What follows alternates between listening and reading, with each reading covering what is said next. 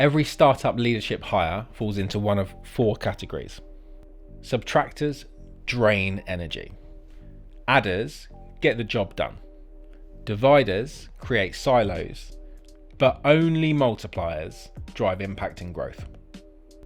If you're not hiring for impact, you're playing startup hiring roulette. Want to find out who's on your team?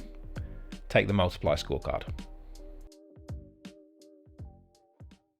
I gave AI 10 videos where we talk about hiring multipliers for early stage tech startups and scale ups. So the inputs are real. They're from human beings like me, like you, like the leaders that we've had on our podcast. And all we've done is taken those inputs and given it to AI to see what it can do with it. So what you're about to see is a 6-minute video where AI won't only summarize what we talk about in that 10 hours worth of conversation, but it will also visually explain it too. I think it's done a good job. I'd like to hear your view. I believe inputs equal outputs, and AI can help us in all areas of our workflow, including hiring, but it has to start with human beings putting good inputs in.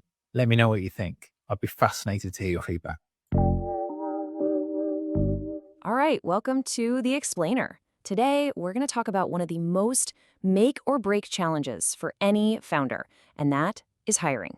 You know, if you get it wrong, it can literally sink your company. But if you get it right, it changes the entire game. So let's dive in. Okay, let's just start with a number that should, frankly, stop you in your tracks. 70%. That's the failure rate for first-time sales managers hired into startups in their first year. Think about that. 7 out of 10 of these critical hires just don't work out. The stakes are incredibly high. And what's the real cost of just one bad executive hire?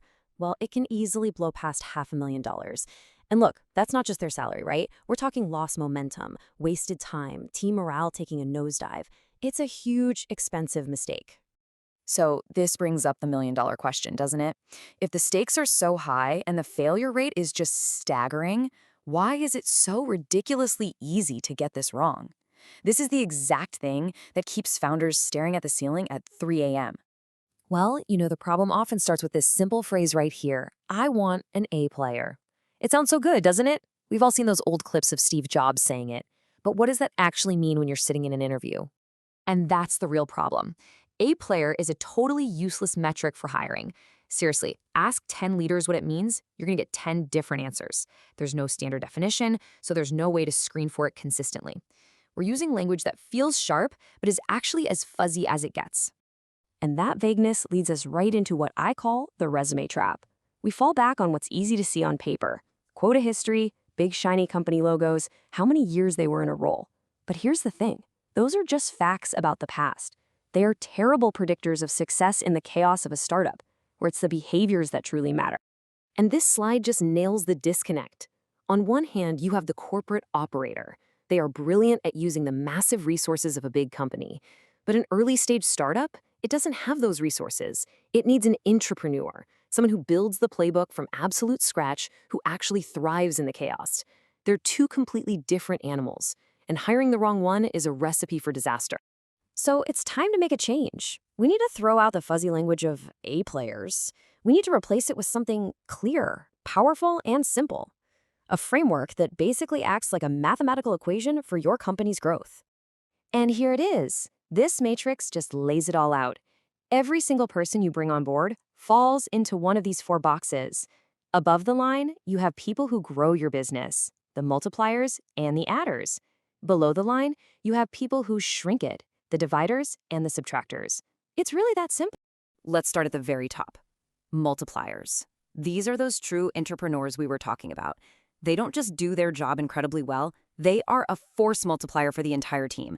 They literally elevate everyone around them and act with that founder-level obsession for building something out of nothing. Next up are the adders. Now, let's be super clear. Adders are good. They're your reliable players, the people who consistently hit their targets and do their job well. You absolutely need them, but they're operators, not fundamental game changers. You don't build your core leadership team out of adders. Okay, now we go below the line. Dividers are, in my opinion, the most dangerous hires you can make because, on paper, they can look like superstars. They might hit their numbers, but they are a cultural mismatch. They create drama, politics, and a quiet drag that just kills your culture and slows everything to a crawl. They are quite literally a cancer on the business. And finally, we have the subtractors. You know these people. They're just an energy drain. It's not just that they don't perform. They actively soak up more resources, more management time, more team energy than they ever produce. They're a net negative that puts the brakes on your growth. So this is the big question, right? How in the world do you spot a multiplier before you've sent them the offer letter? Well, you stop obsessing over their resume and you start screening for 4 very specific core behaviors. We call it the core 4. First up, C is for collaborative. Multipliers just get that big wins are a team sport. They aren't lone wolves who hoard information. No, they get results through other people, not at their expense. Think of them like a gravity ball. They just naturally pull the whole team toward a shared goal. Next, O is for ownership. And this one is a total non-negotiable. These are the people you never, ever have to chase down. They operate with a founder's mentality, taking complete ownership of whatever they're working on. They live by that ask for forgiveness, not permission mantra that is so critical for speed in the startup.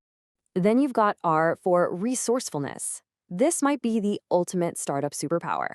A multiplier doesn't complain about what's missing, they just go and create it. There's no playbook? Fine. They'll build one. The process is broken? They'll fix it. They don't need a huge budget to make things happen. They just find a way.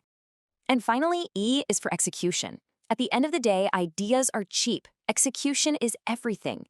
Multipliers have this relentless bias for action. They are doers, not just talkers. They have a powerful sense of agency that lets them turn an idea on a whiteboard into a real result in the real world fast.